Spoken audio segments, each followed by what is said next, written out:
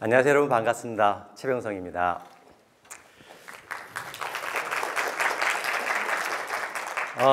교수님께서 너무 멋진 사람으로 설명을 해주셨는데요. 그렇게 멋진 사람은 아니고요. 자세한 내용은 그냥 강의를 진행하면서 여러분들과 함께 제가 어떤 일을 하는 사람인지 나오게 되지 않을까 싶습니다. 앞에 누가 여러분께 인사를 하고 있네요. 여러분 반갑다. 누굴까요? 예, 다람쥐입니다. 설악산에 있는 다람쥐입니다. 재작년에 설악산에 갔더니 처음 본 다람쥐가 제 손에 이렇게 올라왔습니다. 다람쥐가 왜 제 손에 올라왔을까요? 제가 신통해서 올라온 건 아닐까요? 자, 다람쥐만이 아니라 이렇게 먹을 게 있으면 올라오는데 다람쥐만이 아니라 먹을 게 있으면 못 올라올까요? 산새도 올라옵니다. 이 새 이름 아시는 분 계세요? 이게 누굴까요? 어려운 숙제겠죠. 아마 우리나라 새 이름을 안다라는 경우는 아주 드문 경우일 거예요. 곤줄박이다라는 새인데요. 우리나라 텃새 중에 아주 용감한 새예요. 그래서 먹을 걸 주면 이렇게 손에 올라와서 놀다 가죠. 예, 곤줄박이 여러분께 인사를 하는데요. 오늘 우리는 이런 이야기를 합니다. 길을 잃은 현대인이다. 왜 우리 길을 잃었다라고 이야기를 할까요? 요즘 내비게이션이 길을 잘 찾아주는데 그런 길이 아니라 어떤 길일까요? 지금은 환경위기의 시대다라고 이야기합니다. 지구가 파국으로 가고 있는데 그걸 해결할 방법을 찾지 못해서 결국은 길을 잃고 헤매고 있는 게 현대인의 삶이다라고 이야기합니다. 그렇다면 그런 지구 환경의 위기를 회복할 수 있는 길은 어디서 찾을까? 오늘 제가 제목에서 이야기한 건데요. 이겁니다. 자연에서 길을 묻고 자연에서 길을 찾을 수 있다는 겁니다. 그리고 오늘 환경의 위기는 기술에서 답을 찾는 것이 아니라 자연에서 길을 찾고 방법을 찾을 수 있다. 해결할 방법을 찾을 수 있다라는 겁니다. 예, 서두가 재미가 없죠? 자, 여기서부터 잠깐 여러분들에게 재미있는 사진. 여기에 좀 조명이 약한 것 같아요. 한번 사진을 몇 장 보면서 이야기를 넘어갈게요. 혹시 여러분 새벽 이슬 보신 적 있나요? 네, 새벽 이슬이 얼마나 아름다운지 아시나요? 이른 새벽. 풀밭에 나갔을 때 풀잎에 맺혀 있는 이슬이 얼마나 아름다운지 마치 보석을 엮어놓은 것처럼 아름답습니다. 근데 여러분 이 정도는 누구나 볼 수 있어요. 근데 얘보다 조금 더 당겨보면 어떻게 될까요? 이 이슬을 좀 더 가까이 들여다보면 어떤 세상일까? 이슬 한 방울마다 주변에 있는 상이 들어옵니다. 이 뒤에 있는 꽃이 진달래꽃이 여기 들어와 있죠? 펜지꽃이 이렇게 들어와 있습니다. 마치 보석 같죠? 작은 풀잎에 맺혀 있는 이슬입니다. 제가 2005년도에 인사동에서 전시회를 열었어요. 그때 어느 미대 교수님이 제일 먼저 사간 작품이기도 한데요. 자연의 빛깔이 이렇게 풀잎 끝에 맺혀 있는 이슬 몇 방울에 뒤에 꽃이 이렇게 들어옵니다. 정말 작아요. 정말 작지만 그러나 눈여겨보면 오늘 이 세상은 크고 거창한 바다와 산만이 아름다운 것이 아니라 이렇게 우리가 눈여겨 바라보면 작은 돋보기를 통해 바라볼 수 있는 세상이 얼마나 아름다운지 모르죠. 이렇게 풀잎 속에 이슬이 있고 뒤에 꽃이 보석처럼 들어와 있는데요. 꽃 속에 잎사귀에만 이슬이 맺히는 것이 아니라 꽃잎 끝에도 이렇게 이슬들이 맺혀 있습니다. 또 어디에 이슬이 맺혀 있을까요? 어디에 있는 걸까요? 거미줄에 맺혀 있는 이슬입니다. 여기도 뭘 닮았나요? 마치 목걸이를 닮았죠? 마치 목걸이 보석을 형상을 해놓은 것 같은 이슬이고요. 이슬 방울방울 속에 이렇게 다 꽃이 들어와 있는데요. 자, 이런 이슬 보신 적 있나요? 지금 이 이슬을 보시면서 딱 마음에 드는 생각이 뭔가요? 혹시 포토샵 아니야? 라고 하시겠죠. 네, 여기는 포토샵이 한 점도 없는데요. 새뜨기란 풀이 이슬을 참 많이 맺어요. 새뜨기 풀에 이슬을 맺은 이슬에 애벌레가 지나가다가 머리에 이슬 한 방울이 묻었죠. 이슬이 워낙 많이 맺으니까. 그런데 그 애벌레 머리 위에 묻은 이슬 속에 마치 왕관 같은데 이 보면 꽃이 들어옵니다. 밑에 있는 꽃이 들어오고 이슬은 상이 상하 좌우가 바뀌어요. 왜일까요? 볼록렌즈 역할을 하니까 그렇겠죠. 그래서 하늘이 밑에 들어오고 나무가 거꾸로 서 있고 밑에 있는 꽃이 이렇게 올라왔습니다. 이 장면 아마 제가 또 평생 가도 만날 수 없을 텐데요. 그 다음 장면도 제가 또 평생 가도 찍을 수 없는 한 사진입니다. 어떤 걸까요? 혹시 여러분 중에 참이슬 좋아하시죠? 참이슬 좋아하시는 분 안 계신가요? 스스로 많이 좋아하시겠죠? 자, 근데 여러분이 드시는 참이슬하고는 조금 다른 참이슬인데요. 아침에 플리페 맺힌 참이슬 속에 꽃과 태양이, 아침에 떠오르는 태양이 맺혀 있습니다. 꽃과 아침에 떠오르는 태양이 있죠. 파리잎에 한번 보시죠. 파리잎에도 이슬이 달려 있어요. 왜 파리잎에 이슬이 달렸을까요? 바로 여러분이 좋아하시는 참이슬을 얘가 빵빵하게 먹었어요. 배를 보시죠. 이 녀석이 얼마나 많이 먹었는지 제가 사진을 찍는 그 순간에 삼켰다가 마치 풍선껌을 불듯이, 아니면 참이슬을 너무 많이 먹어서 오버바이트 하는지도 모른다. 이거를 불었다가 삼켰다 몇 번 했는데요. 그 찰나에 찍은 사진인데 여기에도 파리잎에도 달린 이슬에도 꽃과 아침에 떠오르는 태양이 있죠. 제가 몇 해 전에 이거를 미디어 다음에 연재한 적이 있어요. 아침에 일요일 날 아침에 톱 뉴스로 올라왔습니다. 제목이 뭐였을까요? 아주 멋진 제목이었습니다. 파리의 아침 식사였어요. 파리의 아침 식사라고 미디어 다음에 톱 뉴스로 올랐으니까 사람들이 뭘 생각하면서 클릭했을까요? 프랑스 파리에서의 무슨 낭만적인 식사인가 보다라고 클릭했다가 프랑스 파리가 아니라 똥파리였죠. 댓글이 뭐였을까요? 그 밑에 쓰여있는 댓글은 전부 다 낚였다 였습니다. 낚였다, 낚였다, 낚였다. 낚였지만 예쁘지 않아요? 자, 바로 이제 이어지는 이슬. 아마 여러분 이런 이슬 사진은 보지 못했을 거예요. 제가 평생 찍을 수 없는 최고의 작품입니다. 어떤 작품이게 제가 최고의 작품이라고 말할까요? 한번 보시죠. 플립 끝에 이슬 한 방울 맺혀 있습니다. 이슬 속에 뭐가 들어와 있나요? 하늘과 아침에 떠오른 태양이 있습니다. 산이 들어와 있고 산을 덮고 있는 구름이 달렸습니다. 이슬이 얼마나 크기에 이슬 한 방울 속에 하늘과 태양과 산을 다 품고 있어요. 온 우주를 다 품고 있죠. 이게 어떻게 가능할까요? 아까는 제가 이런 말씀 드렸어요. 이슬은 상이 볼록하기 때문에 상하 좌우가 바뀐다는데 여기는 이슬이 상하 좌우가 바뀐 게 아니라 어떤 애 똑같아요. 왜 바로 서 있을까요? 이거는 바로 여기에 비밀이 있습니다. 이겁니다. 아침 강에 비친 모습이에요. 바람 한 점 없는 날 고향 강가에 태양은 여기 있겠죠? 고향 강가에 여기 태양이 있고 산 구름이 있죠. 이게 뒤집혀서 강에 이렇게 비친 겁니다. 저는 이걸 하나 볼 때마다 늘 감탄스러워요. 사진을 잘 찍었다는 게 아니라 그 작은 이슬에 온 세상을 품고 있다라는 그 내용인 거죠. 그래서 세상을 품은 사람이 되었으면 좋겠다라고 이 이슬이 제게 말을 하는데요. 제가 인사동에서 전시회를 열었어요. 2주간 열었습니다. 많은 사람들이 다녀갔어요. 많은 사람들이 행복했습니다. 어떤 분은, 어떤 수녀님은 둘째 날 오셔서 2주 동안 끝나는 날까지 매일 오시는 수녀님도 있어요. 다른 사람을 데리고. 근데 많은 사람들이 와서 그냥 행복해했습니다. 그런데 제 사진전에 와서 충격을 받은 분들이 있습니다. 누굴까요? 이게 어떻게 가능하냐고 충격을 받은 분들이 있어요. 사진작가들이었습니다.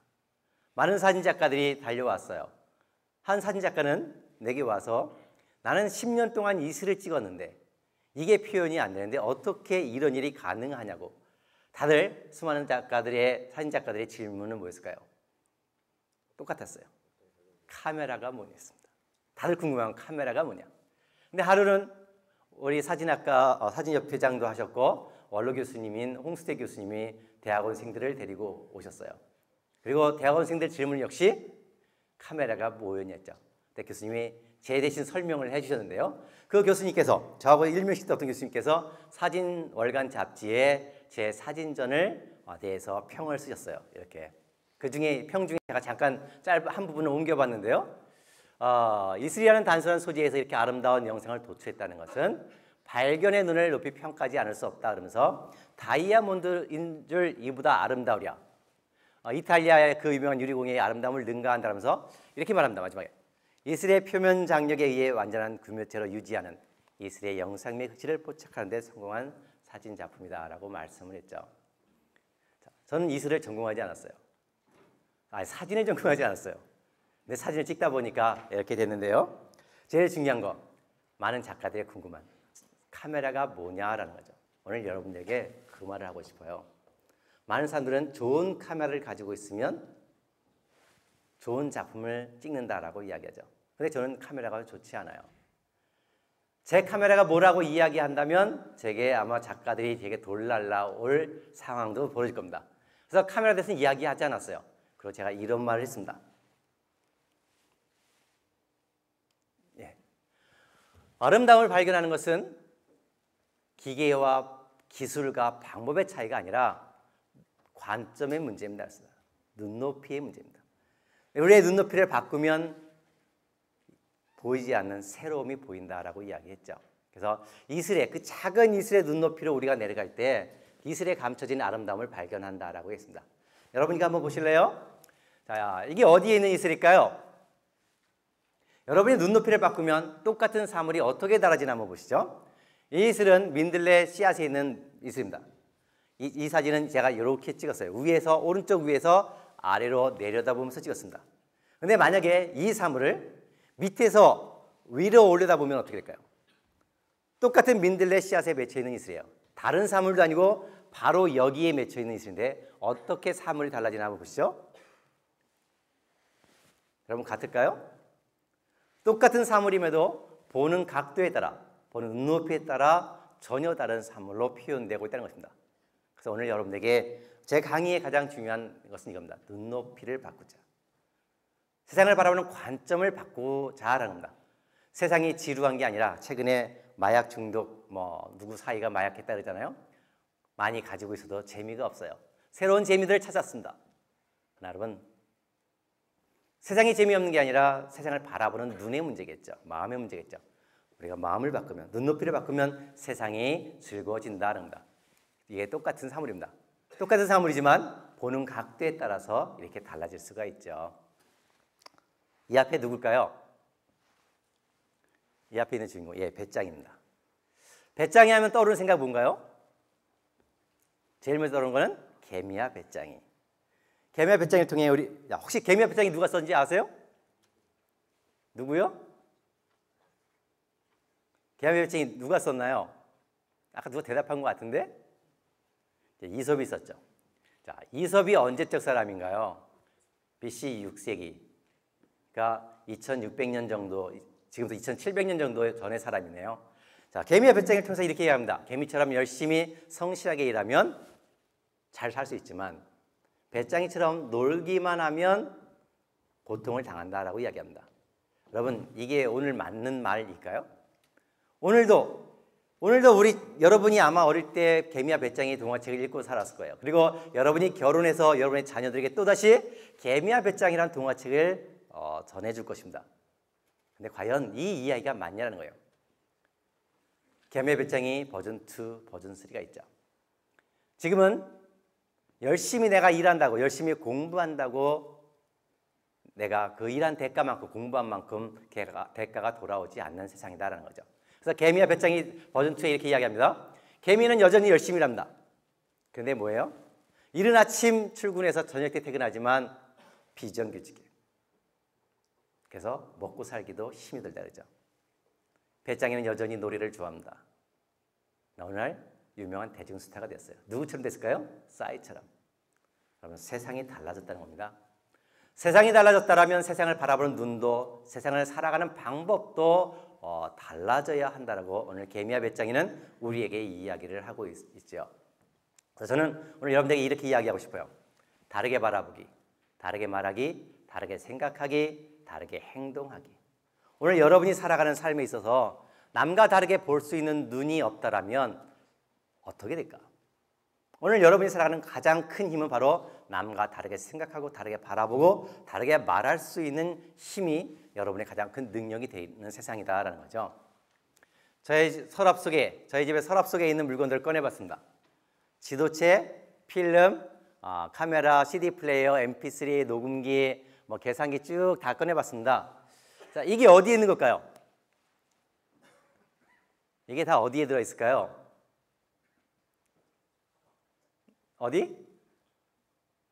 저희 집 서랍이 아니라 바로 여러분의 손 안에 있죠. 여러분 지금 손에 들고 있는 스마트폰 안에 다 들어있습니다. 여러분 세상이 놀랍게 빠르게 변화하고 있습니다. 요즘 전에는 자동차 보험을 듭니다. 1년마다 한 번씩 갱신하죠. 1년마다 보험 갱신할 때마다 뭐가 왔을까요? 지도책이 선물로 왔습니다. 그러나 지금은 지도책을 선물로 주지 않아요. 보험료는 더 비싸졌는데 왜 안 줄까요? 지도책을 줘도 보지 않죠. 왜? 내비게이션이 있으니까. 제 주머니에 뭐가 나올까요? 제 주머니에서 뭐가 나옵니다. 자, 뭘까요? 필름입니다. 자, 이거 한 번도 안 써본 분 손 들어보세요. 이거 지금까지 평생 이 필름 한 번도 안 찍어봤다는 분 없죠. 그렇다면 지금도 찍는 분 한번 손 들어보세요. 없어요. 안 써본 사람도 없고 지금도 쓰는 사람이 없어요. 왜 그럴까요? 쓸 필요가 없으니까. 아마 간혹가다 한 사람 있어요. 제 강의 다니다 보면 정말 어쩌다 한 사람, 그 사람은 취미로 그냥 필름 카메라가 좋아서 필름을 한 번씩 어쩌다 사용하는 사람은 있는데, 여러분 충무로 나가보세요. 그 많던 필름 현상소 다 사라지고 없어요. 이제 한두 개밖에 남아있지 않습니다. 왜 이렇게 됐을까요? 사람들이 사진을 안 찍어서일까요? 아니죠. 사진은 옛날보다 더 많이 찍습니다. 디지털 카메라가 나왔었죠. 자, 코닥 카메라. 제가 손에 들고 있는 이 코닥이 전 세계에 100년이 넘은 회사죠. 전 세계 필름 제조 1위 회사였어요. 지금 지구상에 존재하나요, 안 하나요? 코닥 있나요? 없어요. 망했어요. 감원하고 직원을 감원해도 감당하지 못해 결국 망했습니다. 왜 망했을까요? 디지털 카메라가 등장했기 때문이죠. 근데 놀라운 건 디지털 카메라의 원천 기술을 가지고 있는 회사가 코닥이라는 거예요. 그럼에도 불구하고 다가올 세상의 변화를 읽지 못했다는 것. 디지털 카메라가 가져올 변화를 읽지 못하고 결국 망하고 말았다라는 것입니다. 자, 이 필름 카메라가 여기에 하나 더 있는데요. 이 필름 카메라. 이 통 뜯지도 않았어요. 그냥 새 거예요. 쓸모 없어서 안 쓸까요? 아니요, 쓸모 있습니다. 지금 통을 열면 이 사진을 찍을 수 있어요. 그러나 불편하니까 쓰지 않습니다. 제 주머니에 뭐가 하나 더 나올 텐데요. 제 허리춤에 뭐가 나오나 한번 봐주실래요? 자, 이게 뭔지 아시는 분? 이게 뭘까요? 예, 카세트입니다. 무슨 카세트일까요? 제가 대학생 때 쓰던 워크맨입니다. 제가 대학생 때는 이게 워크맨에 있으면 부자였죠. 정말 늘 이걸 공부를 하고 그랬죠. 지금도 이걸 누르면 지금 불이 들어와요. 고장나서 안 쓰는 게 아니에요. 기껏 해봐야 여기는 테이프 하나밖에 안 들어갑니다. 근데 지금 여러분 뭐 쓰시나요? 이거 쓰는 사람 아무도 없잖아요. 바로 MP3를 썼죠. 근데 지금 MP3 쓰는 사람 있어요? 여기 수백 곡이 들어간다고 해서 또 MP3 따로 들고 다니는 사람 아무도 없어요. 왜 안 들고 다닐까요? 바로 여러분 스마트폰 소리에 들어있기 때문이에요. MP3가 처음 나왔을 때 인기였었지만 지금은 모든 것이 스마트폰에 통합되니까 이 직종들 어떻게 해요? 지도 만들던 회사, 필름 만들던 회사, MP3 만들던 회사, 무슨 마이크 이렇게 수많은 직종들이 어느 날 갑자기 사라지고 있다는 겁니다. 여러분 이게 뭘 말할까요? 내가 잘 못해서가 아니에요. 세상이 놀랍게 빠르게 변화하고 있다는 거예요. 나는 열심히 공부했고 나는 열심히 직장에서 일을 했어요. 그런데 그 직장이 또 잘못돼서도 아니에요. 세상이 놀랍게 빠르게 변하고 있기에 내가 다니던 직장이 어느 날 갑자기 사라질 수 있다는 겁니다.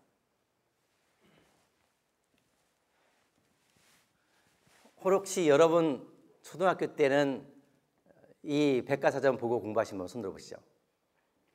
예, 여러분 초등학교 때까지 있을 거예요. 근데 지금 여러분 동생이나 여러분이 지금의 초등학생들한테 백과사전 사줄까요? 안 사줘요. 그럼 백과사전 만들까요? 만들지도 않아요. 백과사전 지금 만들었다면 망하죠. 왜? 이미 손안에 백과사전이 있습니다. 인터넷에, 핸드폰에 검색만 하면 모든 게 다 나오니까. 이렇게 노력해 세상이 빠르게 변화하고 있는데요. 자, 변화라는 말이 오늘 가장 중요한 단어일 텐데 옛말엔 이렇게 말을 했어요. 3살 버릇 80까지 간다 그랬습니다. 옛날 우리 아버님 세대에는 할아버지가 쓰던 물건을 아버지가 쓰기도 합니다. 우리 할머니가 쓰던 걸 어머니가 썼어요. 왜? 문화의 변화가 거의 없으니까. 그런데 지금 여러분의 아버지가 쓰던 물건을 지금 여러분이 쓰는 거 있나요? 거의 없죠. 전혀 없을 거예요.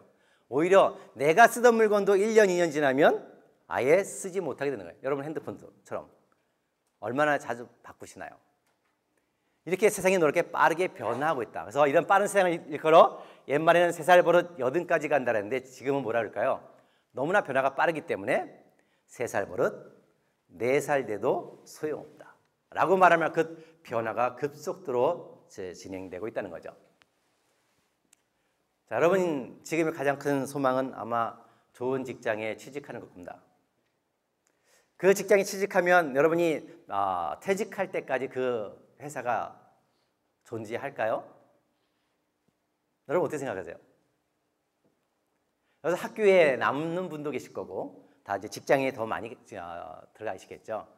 옛날에는 기업의 평균 수명이 몇 년이었나요? 보통 평균 75년이라 했습니다.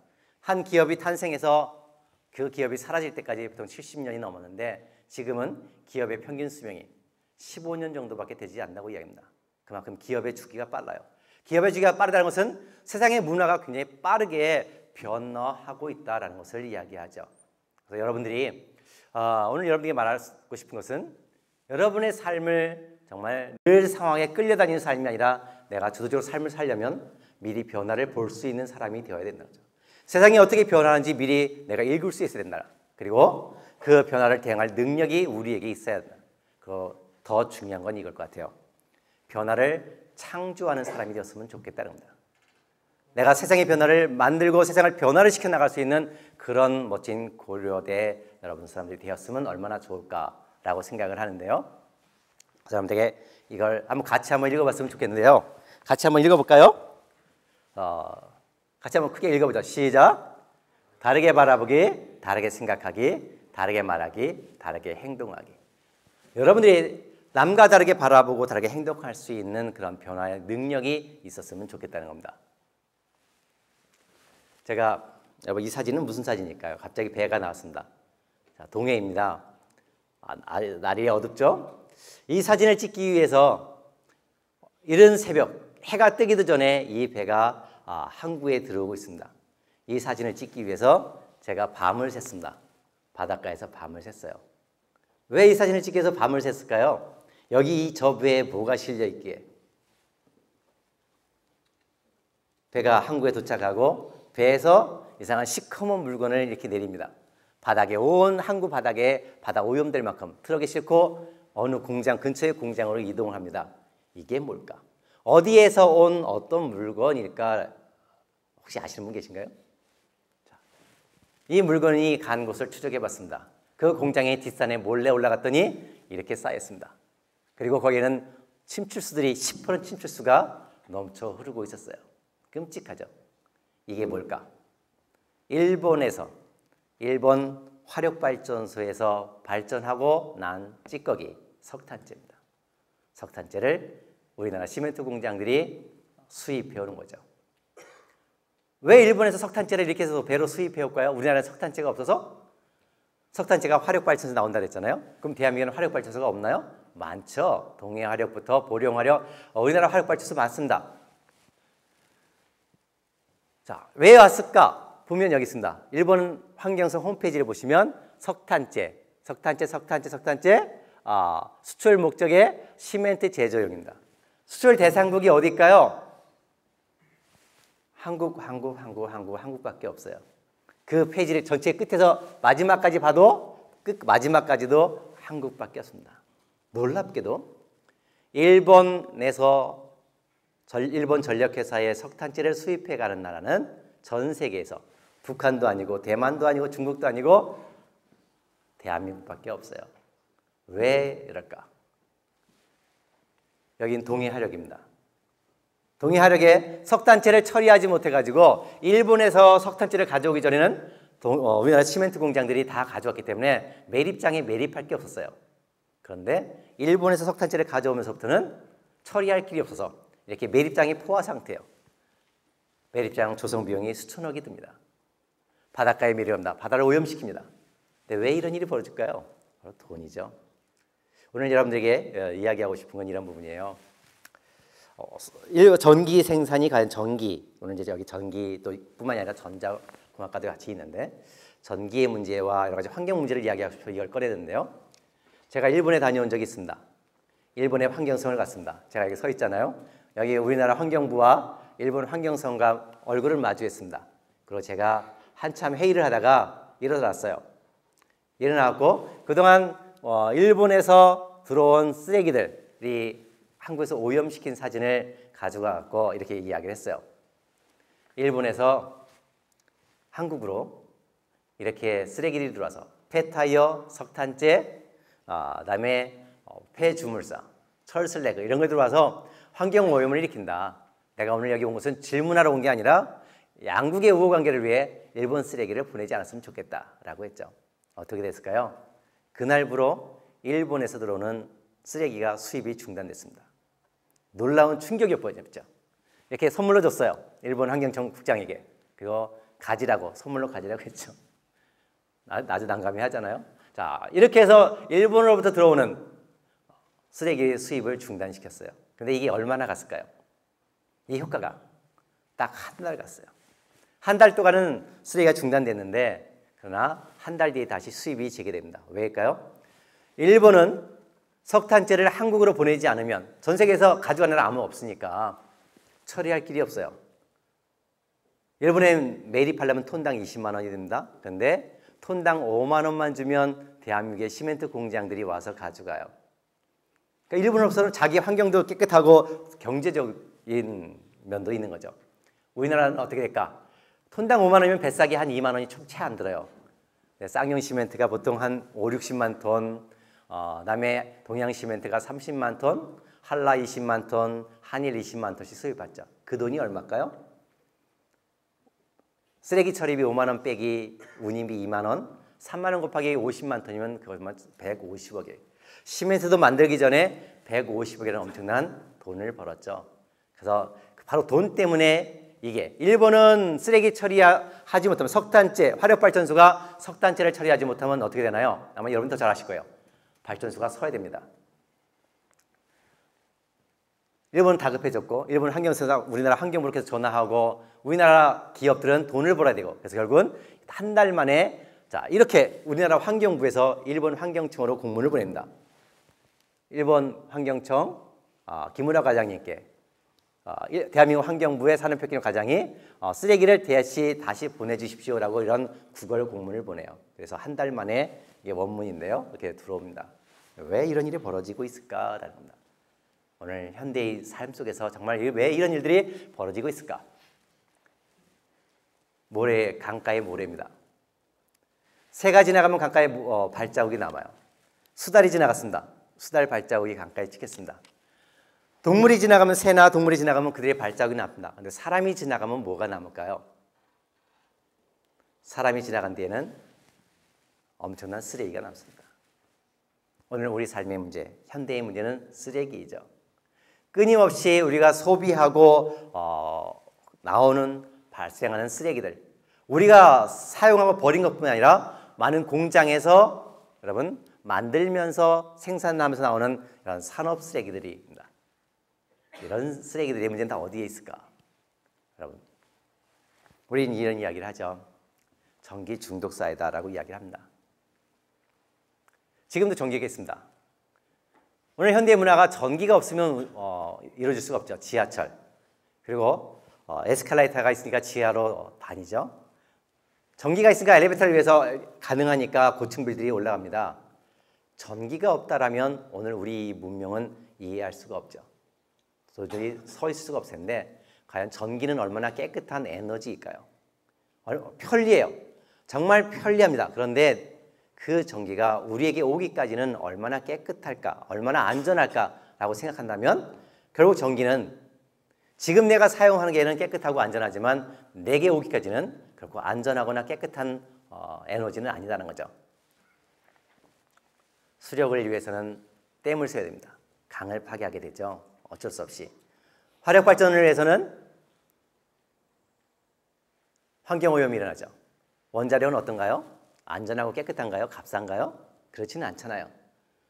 수십만 년 가는 폐기물을 후손들에게 물려주는 위험한 물질이죠. 또 후쿠시마 사고에서 보듯이 우리의 존립 자체를, 지구의 존립체를 흔들 수 있는 위험한 물질이기도 합니다. 이렇게 전기는 편리하지만 모든 전기가 우리에게 불편함을 주고 있다. 그 덕에 여러분 이 아름다운 지구가 지금 어떻게 있나요? 매년 여름이면 누가 불 뗀 것처럼 마치 매년 여름마다 지구온난화로 점점 더 뜨거워지고 있습니다. 열대야. 그래서 결국 또 에어컨을 더 틀게 되죠. 이런 오늘 지구가 아파하는 이 현실 속에 오늘 여기 고려대학교 전기 전자공학과 여러분들은 우리가 할 수 있는 뭐가 있을까라는 겁니다. 이 지구가 남의만의 일일까? 그냥 우리는 그냥 내가 취직해서 그냥 잘 살기만 하면 되는 그냥 끝나버리는 일일까라는 거겠죠. 그래서 여러분에게 이런 말을 묻고 싶어요. 지속 가능한 삶을 살고 있을까 우리가? 오늘 현대인의 삶이 지속 가능한가라는 겁니다. 결코 그렇지 않죠. 조금 전에 본 것처럼 오늘 우리가 쓰이는 산업사회 이전까지는 정말 2000년 동안 전혀 환경에 큰 문제가 없었지만 산업사회가 이루어진 짧은 몇백 년 사이에 지구는 급속도로 아파하고 있다. 근데 지금같이 지금의 수준으로 우리가 소비를 계속 감당한다면 지구는 감당하지 못할 아픔에 겪게 될 거다. 그래서 여러분에게 아까 보여드린 이 사진을 함께 나누고 싶어요. 여러분들 가슴속에 세상을 품었으면 좋겠다라고 생각합니다. 그냥 나만을 위한 삶, 나와 내 가족만을 위한 삶이 아니라 지구라는 이 세상을 내 가슴속에 품고 우리가 같이 살아갔으면 얼마나 좋을까라고 생각합니다. 하늘과 숲과 강이 어울린 이 사진이죠. 이렇게 아름다운 자연을 나만이 아니라 우리 후손들에게 물려줄 수 있기 위해서 우리가 할 수 있는 게 뭘까요? 여러분들이 여러분의 전공을 살려서 할 수 있는 것들이 어떤 게 있나요? 아마 에디슨처럼 놀라운 획기적인 에너지를 발명하는 분도 계실 거죠. 그런 큰 어떤 비전이 있는 것뿐만 아니라 또 다른 내 삶 속에서 요즘 전기 낭비하는 시설들이 많잖아요. 전기와 에너지를 절감하는 시설을 설계할 수도 있을 거고 다양한 일들을 할 수 있을 것 같아요. 제 조카가 2명이 있습니다. 조카가 많은데 근데 전기과 나온 친구가 2이 있어요. 하나는 서울대 전기과를 졸업을 했습니다. 근데 지금 뭐 하냐면 변리사 시험 보다 포기를 했어요. 그러다가 또 다른 거 시험 보다가 또 포기했습니다. 지금은 무슨 의사 시험을 한다고 또 준비하고 있습니다. 시간을 그렇게 보내고 있습니다. 또 한 조카는 전기과를 나왔는데 지금 미국에 있는 회사를 취직했다고 다니고 있습니다. 근데 다른 게 똑같죠, 삶이. 세상을 생각하기보다는 오직 나만을 바라보고 있는 면에서는 똑같은 2 조카인데요. 여러분, 오늘 여러분의 가슴속에 세상을 품었으면 좋겠다라는 생각을 합니다. 그래서 내가 있는 한 자리에서 지구의 아픔들을 하나하나 감당하고 치유해가는 일들을 우리가 하면 얼마나 좋을까라는 거죠. 영어입니다. 이 무슨 단어인가요? 읽어보실래요? 미입니다. 무슨 뜻이죠? 너무 쉽죠? 나입니다. 자, 이 단어를 뒤집으면 어떻게 될까요? 뒤집으면 위가 됩니다. 나와 우리는 아주 간단하지만 정말 조금의 차이가 엄청난 차이를 가져오죠. 오늘 우리가 나가 아니라 우리라는 부분으로 삶을 바꾸면 어떻게 될까요? 이 그림 한번 보시죠. 나만을 위해 살아갈 때 지구는 아픕니다. 그런데 우리가 나가 아니라 우리의 관점에서 세상을 바라보고 살아갈 때 지구는 좀 더 건강한 지구가 건강한 세상이 된다는 겁니다. 우리가 좀 더 세상을 향해 눈을 열었으면 좋겠다. 우리가 앞으로 살아가는 방법들은 그래서 나를 포기하는 얘기는 아니죠. 나를 포함한 우리를 바라보는 세상, 지구를 바라보는 세상이 되면 좋겠다는 겁니다. 혹시 여러분 요새 여러분들 이거 빙고 게임 해보셨나요? 흑수저 빙고 게임 요새 유행이라고 하던데 여러분은 어디에 해당되시나요? 금수저에 해당되시나요? 은수저에 해당되시나요? 아니면 동수저 아니면 흑수저인가요? 여러분이 어떤 수저인지는 중요하지 않아요. 오늘 여러분에게 하나의 수저를 보여드리려고 가져왔습니다. 어떤 수저를 가져왔을까요? 저는 여러분에게 이런 수저를 제가 가지고 있는 수저는 이겁니다. 무슨 수저일까요? 이게 무슨 숟가락일까요? 시멘트 숟가락입니다. 그것도 어떤 시멘트? 쓰레기 시멘트 숟가락입니다. 제가 여러분에게 왜 쓰레기 시멘트 숟가락을 가져왔을까요? 저는 이걸로 세상을 바꿨어요. 시멘트 숟가락으로. 흙수저가 중요하지 않고, 자, 이 시멘트 숟가락을 왜 제가 만들었을까? 이렇게 만든 이유가 있는데요. 여러분이 살고 있는 집, 지금 이 건물도 뭘로 만들어질까요? 시멘트로 만들어집니다. 근데 그 시멘트가 여러분 뭘로 만들어질까? 우리는 많이 다들 이렇게 생각해요. 석회석으로 만들어진다고 합니다. 석회석으로 시멘트가 만들어진 건 맞아요. 그런데 지금은 석회석만이 아니라 옛날에 시멘트, 석회석에 점토, 철가성, 규석을 섞어서 유연탄을 떼서 만들었습니다. 그러나 지금은 석회석에 점토 대신에 석탄재, 소각재, 분진, 하수 슬러지, 제철소 슬래그, 대하면서 생산되는 모든 쓰레기들이 다 시멘트 공장으로 와요. 우리나라 시멘트 안에는 발암물질과 중금속이 얼마나 많은지 몰라요. 그래서 제가 시멘트 문제를 10년 동안 개선해 왔는데, 제가 시멘트 문제를 제기하니까 시멘트 공장 관계자들이, 환경부가 뭐라고 얘기했냐? 제가 프랑스 시멘트와 우리나라 시멘트를 비교해 봤어요. 유해물질을 비교했더니 프랑스 시멘트는 유해물질이 별로 없어요. 근데 우리나라 시멘트는 무지 많더라고요. 제가 기사를 썼습니다. 그랬더니 환경부 홈페이지에 이런 해명글이 올라왔어요. 우리가 먹는 숟가락이 인체에 유해한 크롬과 니켈로 만들어지만 이것이 굳으면 숟갈로 만들어 밥을 먹는 것처럼 시멘트도 굳으면 안전하다는 거예요. 제가 하루는 이 토론회, 시멘트 토론회를 앞두고 이 논리를 어떻게 깰까 고민했습니다. 그러다가 떠오른 게 있었어요. 시멘트 숟가락을 만들어 보겠습니다.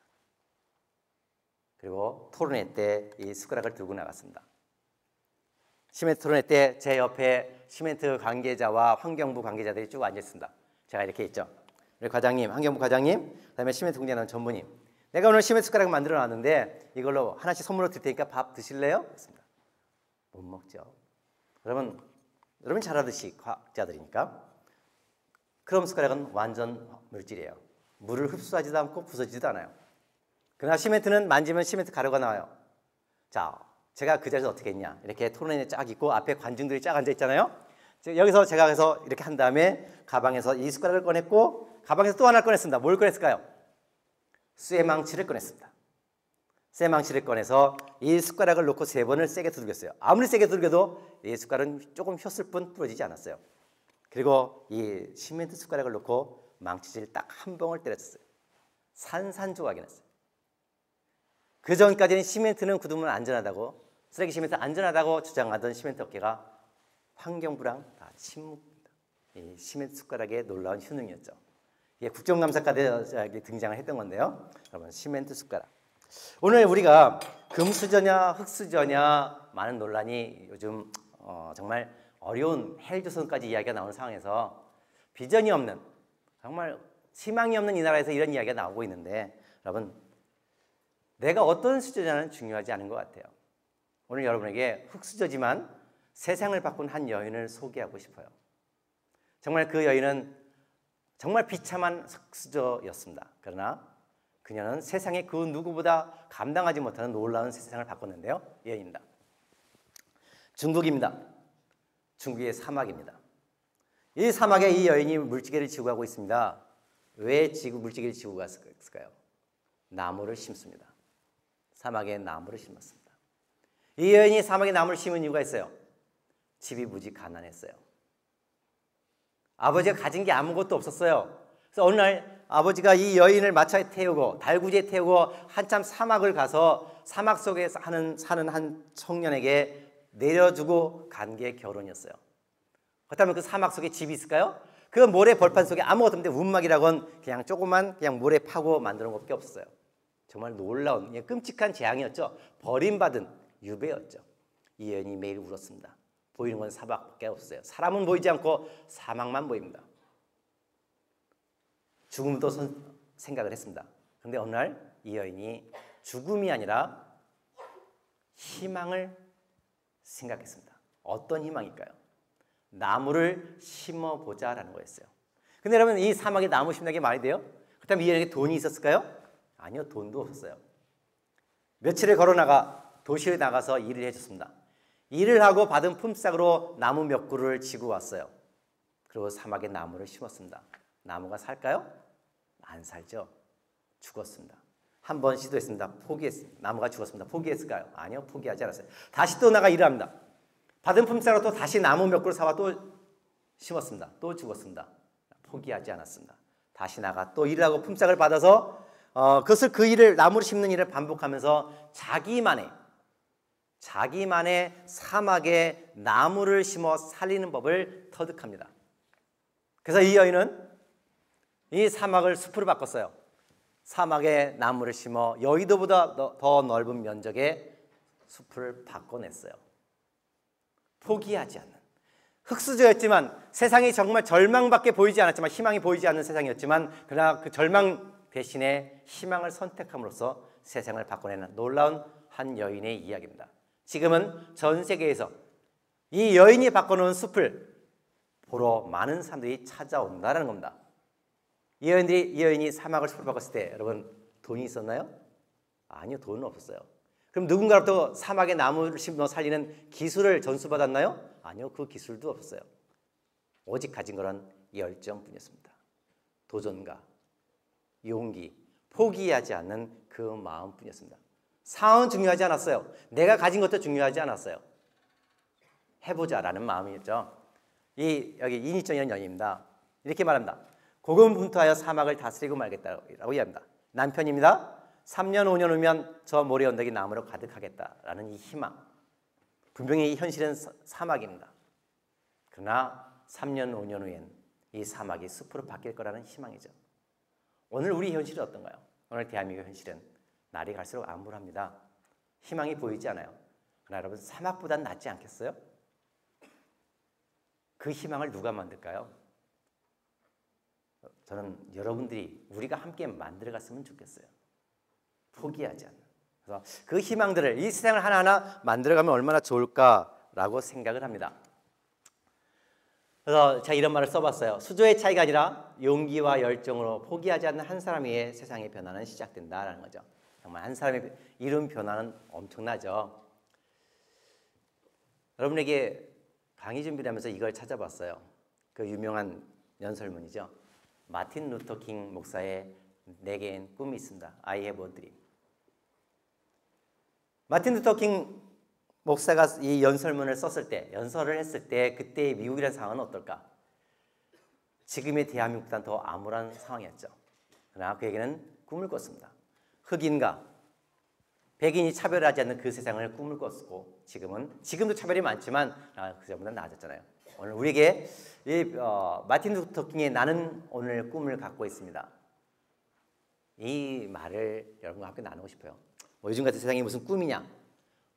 말도 안 되는 꿈 이야기냐라고 하겠지만, 그러나 우리는 꿈을 꿔야 되지 않을까라는 생각을 해봐요. 여러분에게 꿈이 있어요? 여러분 마음속에 어떤 꿈을 꾸고 있을까요? 그냥 졸업하고 박사학위하고 아니면 좋은 직장이 전부 여러분의 꿈일까? 여러분, 그 꿈 위에다가 세상이라는 것을 담으면 어떨까 싶어요. 내 직장 플러스 거기에 세상을 담아서 세상을 치유해가는 일들을 하나하나 우리가 해나가면 어떨까? 그래서 여러분도 가능합니다. 뭐가 가능할까요? 대한민국 요즘은 누구나 대출이 가능하답니다. 인터넷 여러분 동영상 경기 동영상 하나 볼 때마다 무슨 광고가 뜨나요? 대출이죠. 정말 얼마나 대출이 많은지. 누구나 대출이 가능하다는데, 여러분, 누구나 대출이 가능한 것처럼 누구나 세상을 변화시킬 수 있습니다. 바로 여러분도 가능하다는 거죠. 환경과 교육과 노동, 복지, 정치 각 분야에 우리가 관심을 갖고 함께 참여한다면 이 세상은 조금씩 더 변화돼 가는 세상이 될 수 있다는 거죠. 혹시 이 영화 보신 분 계시나요? 파워 오브 원. 아마 보신 분 거의 없을 거예요. 근데 여러분 인터넷으로 구매해서 한번 보셨으면 좋겠어요. 제가 지금까지 살아가면서 가장 감동받은 영화입니다. 바로 여러분만한테 본 영화예요. 제가 대학생 때 호아마트홀에서 본 영화인데요. 얼마나 많은 감동을 받았을까요? 가장 많이 내가 울었던 영화다. 정말 영화가 끝나고 자막이 막 올라갑니다. 근데 눈에서 너무 뜨거운 눈물이 흘러서 일어날 수가 없었어요. 그런데 자막이 한참 지나가는데 자막 끝에 이런 말이 있었어요. 세상의 변화는 단 한 사람부터 시작된다는 말이었어요. 많은 사람들이 이렇게 생각해요. 많은 사람이 바뀌어야 세상이 바뀐다고 생각해요. 아니요. 세상의 변화는 바로 한 사람부터 시작돼요. 흑인 남아프리카 공화국의 한 사람, 이 소년으로부터 변화가 시작이 되는데, 여러분, 누군가 변화의 불씨를 가져오는 그 한 사람이 바로 여러분이 되었으면 좋겠어요. 변화를 가져오는 당신이 가능하다라는 거죠. 자, 제 이야기 몇 가지 한번 해볼게요. 얼마 전에 다녀왔습니다. 여러분, 이런 게 상상이 되시나요? 어디일까요? 여기가 무슨 공장일까요? 여기가요? 어디 공장에 갔는데 공장 정문에 최병성 목사의 방문을 환영합니다. 레미콘 공장 임직원 일동 써 있었어요. 여러분, 정말 황당한 현수막이죠? 대한민국 쓰레기 시멘트 저자 최병성 목사의 회사 방문을 환영합니다라고 있었습니다. 이 레미콘 공장 앞에. 왜 목사가 레미콘 공장의 방문을 환영할까요? 이 회사 사장이 뭐 교회 다닐까요? 아니거든요. 전혀 상관없는 사람이었어요. 하루는 갑자기 얼마 전에 전화가 왔더라고요. 그래서 제가 레미콘 공장도 한번 보고 싶어하고 갔죠. 그랬더니 이런 현수막이 붙어있더군요. 그러면 제가 가는 곳마다 이런 환영 현수막만 붙을까요? 한번 보시죠. 제가 얼마나 유명한가 보시죠. 이 정도는 유명해야 좀 유명하지 않을까? 일을 했다라고 하지 않을까 싶어요.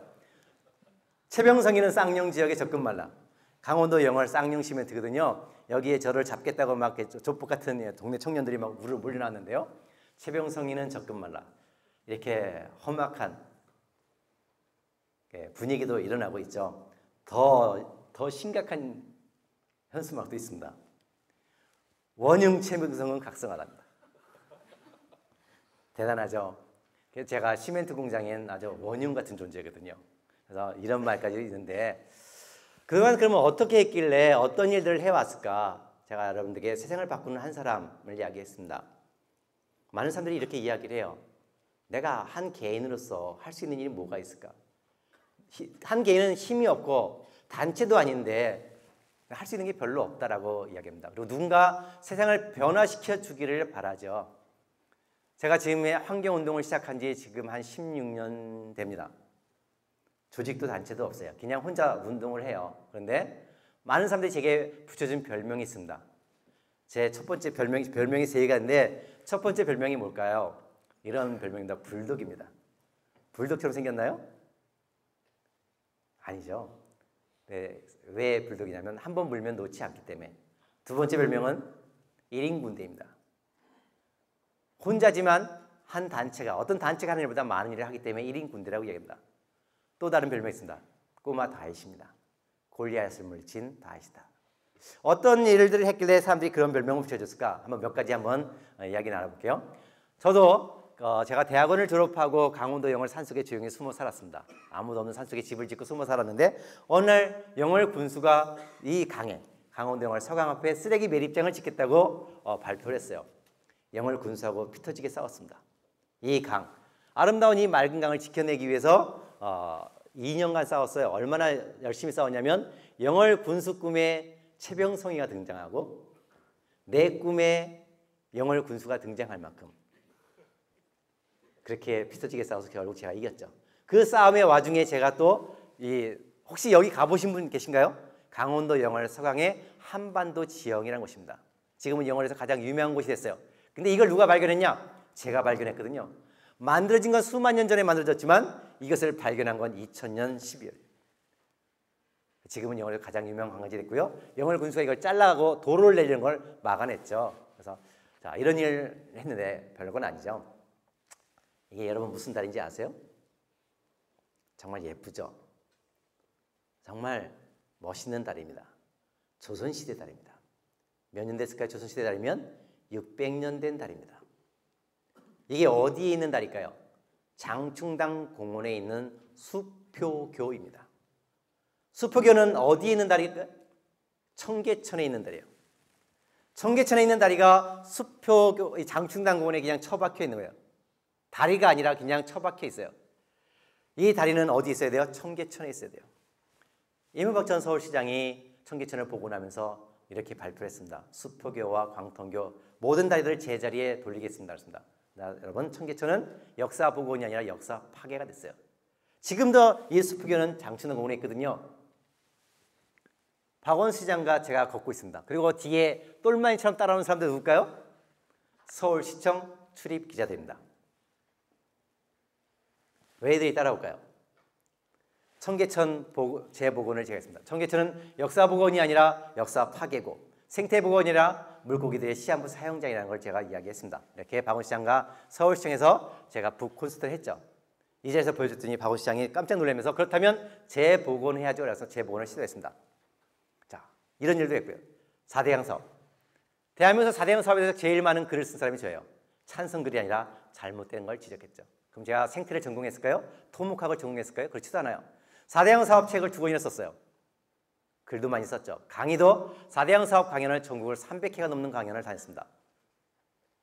네, 이렇게 살아있죠.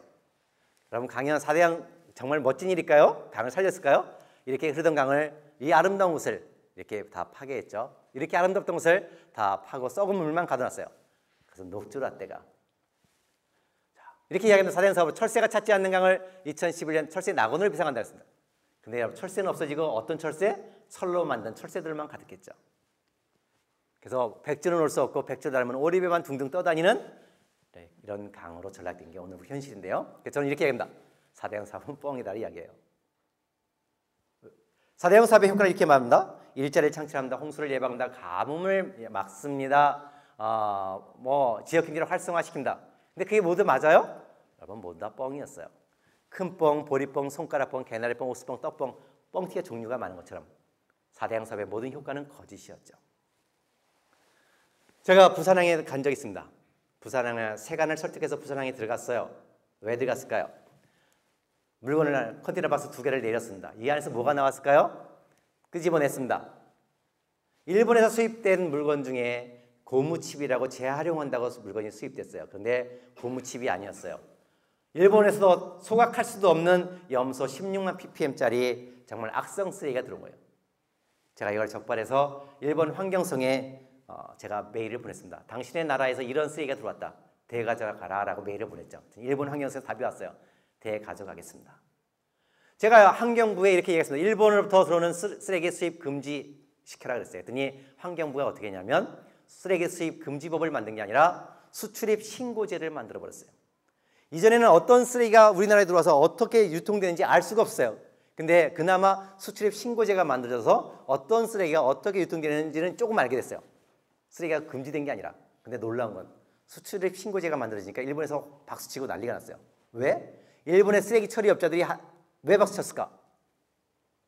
이제 한국으로 쓰레기를 합법적으로 보낼 길이 열렸다는 거예요. 모든 쓰레기 다 가져와. 내가 다 처리해 줄게라고 하고 보낸 첫 작품이었어요. 그걸 저한테 걸린 거죠. 그리고 결국 이 회사 망했습니다. 여러분, 우리가 살고 있는 집, 시멘트입니다. 시멘트 아까 했죠? 쓰레기를 만든다. 온갖 쓰레기로 다 만들어진다. 이게 다 시멘트 공장에 쌓여있는 쓰레기들이에요. 시멘트, 폐타이어, 이 온갖 악성 쓰레기들이 안 타는 쓰레기, 소각제, 분진 다 이걸로 시멘트를 만들어요. 우리나라 쓰레기만요? 아니요. 일본서 폐타이어 들어옵니다. 지금은 일본 폐타이어 다 수입돼서 거의 없으니까 어디 거까지 들어오냐? 미국, 독일, 이태리, 영국 폐타이어까지 가져와요. 돈 주고 사오는 게 아니라 쓰레기 공짜니까 다 가져온다. 그걸로 여러분의 집을 짓고 있어요. 그래서 여러분의 집은 메이드 인 재팬, 메이드 인 저머니. 끔찍하죠. 메이드 인 재팬입니다. 얼마 전에 한 사람이 제보가 왔어요. 목사님 이제 말을 조금 빨리 할게요. 이제 시간이 거의 다 돼가니까요. 저 인천에 청라지구를 개발했습니다. 아파트를 개발하는데 거기가 수십 년 동안의 쓰레기 매립장이었어요. 거기 아파트를 지려고 하다 보니까 수십 년 동안 묻어놨던 쓰레기를 처리해야 돼. 파다 보니까 너무 많은 쓰레기가 많이 났어요. 쓰레기 처리비가 너무 많이 들어요. 어떻게 했냐? 시멘트 공장으로 보내기로 결정했습니다. 싼 값에 쓰레기를 처리하는 거예요. 근데 수십 년 동안 비위생 매립장이니까 거기에 뭐도 있어요? 어떤 쓰레기 들어있는지 아무도 알 수가 없어요. 성면서부터 어떤 쓰레기가 들어있는지 아무도 알 수 없습니다. 그건 있을 수 없는 이야기죠. 그래서 제가 어떻게 막았을까요? 제가 한 신문기자 설득해가지고 이런 기사를 썼어요. 쓰레기 시멘트 제2 쓰나미 살태해갖고 한 페이지 신문을 내갔습니다. 그 다음에 이거를 그대로 인쇄를 했어요. 인쇄해갖고 각 시멘트 있는 공장마다 돌려버렸어요. 마을 주민들, 주민 마을에. 그래서 중단시켜버렸죠. 하나하나 이렇게 했는데요. 쓰레기 시멘트 얼마나 많이 쓰레기 사용할까요?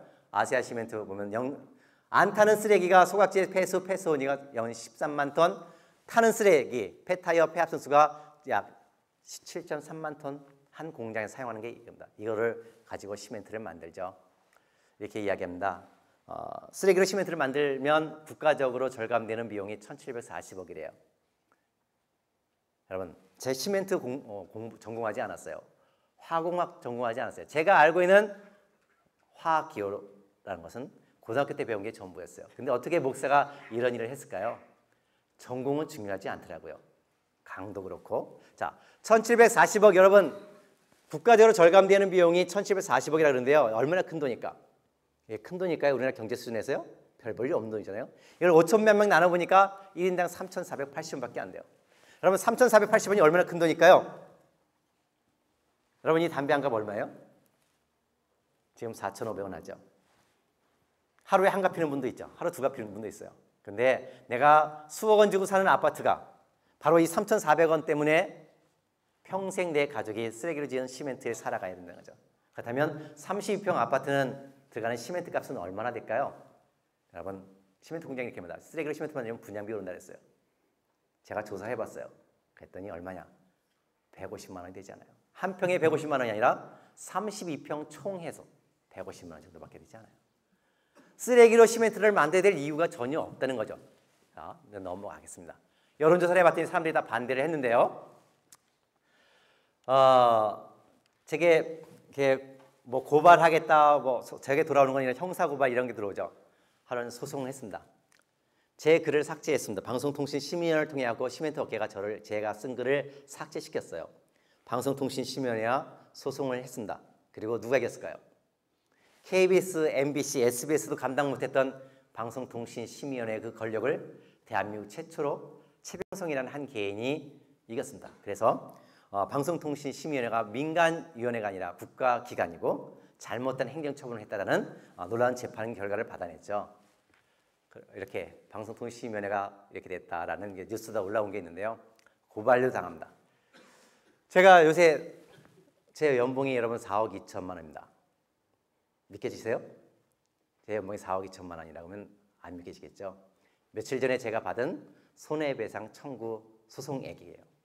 제가 살고 있는 집이 초등학교 근처가 있는데 초등학교 앞 산에 깎고 콘크리트 혼화지 시설이 들어온다라고 하길래 이걸 막는 일을 했더니 이 기업이 제게 명예훼손, 업무방해 고발도 했고 그다음에 4억 2,700 몇십만 원 손해배상 청구까지 날렸죠. 뭐 지금까지 살아오면서 15년 살아온 게 이런 일들이에요. 근데 여러분 한 번도 져본 적이 없어요. 왜냐면 내가 거짓을 가지고 싸운 게 아니잖아요. 한 개인이지만 진실을 가지고 싸우다 보니까 다 이겼는데요. 오늘 여러분 내게 하고 싶은 말씀입니다. 우리도 내가 있는 삶의 자리에서 변화를 가져오는 사람이 되었으면 좋겠다는 겁니다. 자연에서 길을 찾고 길을 찾자라고 아까 이야기를 했는데 오늘 우리의 삶은 지속까지 가능한 삶을 살지 않습니다. 그러나 자연은 자원을 낭비하지 않습니다. 폐기물이 나오지도 않습니다. 그리고 자원은 늘 지속 가능한 삶을 살아가죠. 그래서 오늘 여러분이 해야 될 일들이 뭘까라는 거예요. 요즘 생체 모방이라는 게 많잖아요. 자연을 관찰을 통해 자연에서부터 오늘 우리가 인류가 안고 있는 문제의 해결점들을 찾고 있다는 거죠.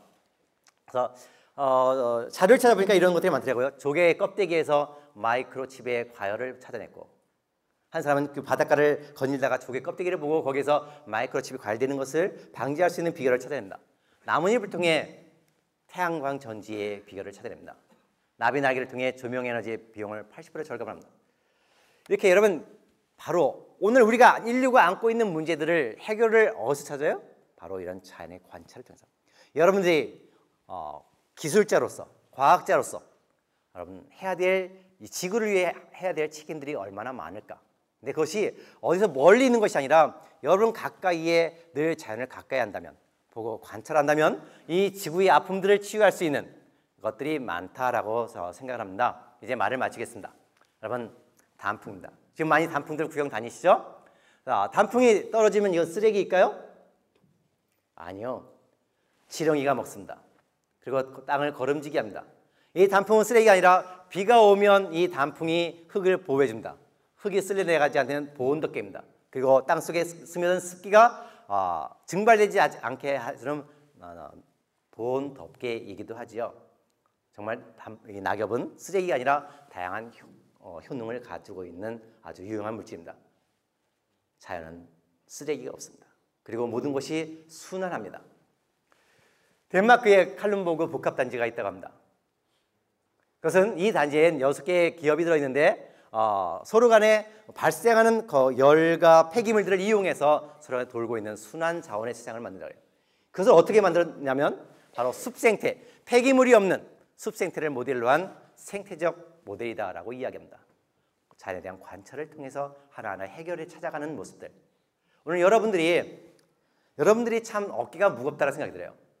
나가 아니라 우리를 생각한다면, 나만이 아니라 지구를 생각한다면 우리가 해결할 수 있는 능력이 있고, 여러분에게 많은 능력이 있고, 정말 지구의 아픔들을, 지구가 안고 있는 많은 문제들을 해결할 수 있는 멋진 능력들을 가지고 있는 사람들이 되지 않을까 싶어요. 그래서 여러분, 여러 가지 긴 시간 얘기를 했습니다. 요 말 한마디, 그러면 여러분 이렇게 궁금하실 거예요. 제가 개인이 어떻게 이 세상을 많이 이런 일들을 할 수 있을까요? 저는 목소리 높여 싸우지 않습니다. 아까 우리 교수님이 저를 소개하면서 이런 말씀하셨죠. 제가 쓴 글은 50만 명, 60만 명이 본다고. 최근에 제가 쓴 글 하나가 몇 명이 봤냐면 500만 명이 넘게 봤습니다. 기사 하나를. 저는 제 손가락을 통해 세상을 변화시킵니다. 여러분들이 앞으로 삶을 살아가시면서 여러분의 가장 큰 무기 중에 하나가 바로 여러분의 손가락입니다. 글을 쓰는 일입니다. 관찰하고 발견하고 그것을 기술화시키고 상업화시키고 그다음에 또 많은 대중들을 깨우기 위해 여러분의 마지막 기술 하나가 바로 글을 쓰는 능력입니다. 열린 공간, 인터넷이라는 공간 속에서 대중이 바뀔 때 세상이 바뀐다라고 여러분 말을 드리고 싶습니다. 여러분 고맙습니다.